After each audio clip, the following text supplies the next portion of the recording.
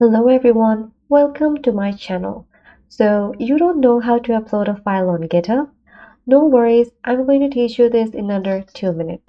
First you have to go to github.com. Once you logged in with your GitHub account, this is the dashboard that will appear. On the left right corner there is create repository. Click on it and you have to give a name to your repository. So for this video, I'm going to name it test video. Once done, you see there are two options, public and private, and I'm going to keep it public so anyone on the internet can see this repository. I'm going to create this, and all you have to do is upload your file. So click uploading an existing file and choose your file from your laptop.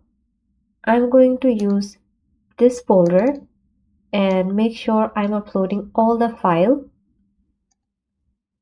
Once all your files are uploaded, you need to hit commit change.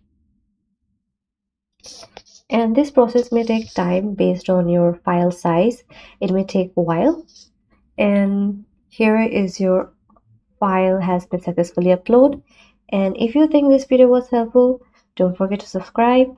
See you in my next video. Ta-da!